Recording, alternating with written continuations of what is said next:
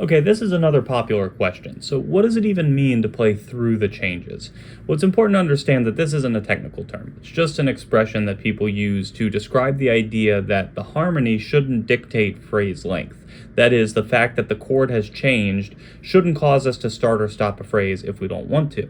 So let's take an example. Let's use the first couple bars of a blues. So we'll say we're playing over the 1, and then we have a quick 4. People who feel handcuffed by the changes will improvise over the first chord, and then it sounds like they stop abruptly and switch gears to play over the next chord because that's the thing they know. This is a necessary step in learning and manipulating language. We say, I have this dominant lick, and my next chord is also dominant, so I can just move the lick and play it again. That's great. Like I said, a necessary step. We need to do this. The problem is that you can't stop there because we don't actually play like that. It sounds disjunct because it is. So compare that with something like this.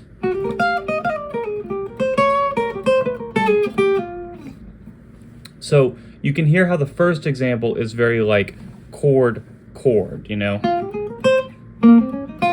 And the second example is one phrase that flows through both chords, right? Make sense? So what to do? Well, in my opinion, the best thing you can do is sing a phrase, at least rhythmically, that sounds like the players or the style that you love. So I love Charlie Parker and Barry Harris, the really rhythmic bebop stuff. So I'll use that for an example, but it applies to anything that you want to play. So if I can't hear something in that style, there's no way I'm going to just like stumble upon it while I'm improvising, yeah? So you may say, okay, that makes sense, but what does this have to do with the topic at hand? Well, these people, the masters, played through the changes. That's like a quality inherent to good improvisation. It doesn't feel natural to sing boo-ba-doo-ba-dip, boo-ba-doo-ba-dip, because we don't hear that in our favorite recordings. But when I think bebop, the second example comes pretty naturally to me.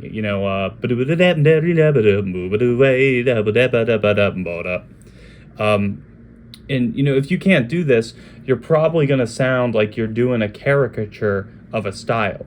That is, it won't sound like jazz. It'll sound like what you think jazz sounds like. And until your idea of what jazz sounds like is what it actually does sound like, it's not going to work out. So obviously this doesn't mean that this is easy. It takes time and immersion to really hear this stuff. So if this is difficult for you, spend some time away from the instrument and just work on listening, hearing, and singing this stuff. Think of it like transcribing, but less analytical. Just put on a record that you like, listen to a phrase, pause it, sing it, rinse, repeat. You don't even have to focus on the pitches at first. If you can get in the ballpark rhythmically, you can find the notes after the fact. Cool, so try it out.